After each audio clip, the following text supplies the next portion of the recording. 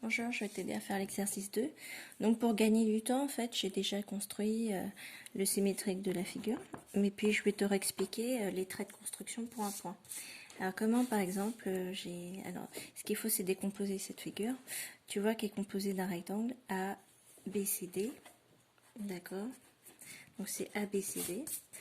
Alors A, B, C, D et de deux demi-cercles, dont le centre en fait se situera au milieu en fait de AD et au milieu de CD, CB.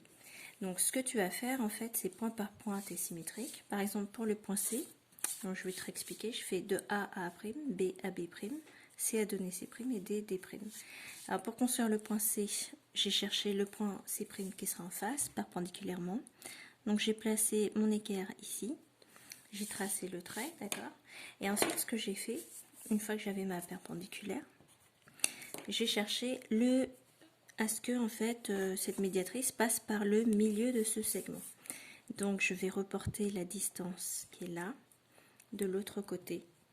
Voilà. Donc, en fait, je fais un demi-cercle. Ok. Et en traçant ce demi-cercle, je me retrouve ici sur le point symétrique C'. Voilà.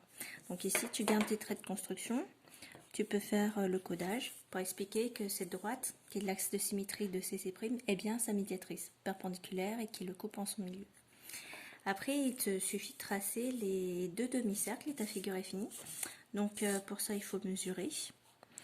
Par exemple, ton segment mesure 2,6, donc la moitié, c'est 1,3. Et ce sera pareil de l'autre côté puisque tu as un rectangle. Donc, tu as ton milieu à 1,3 et il te suffit en fait de tracer tes deux demi-cercles.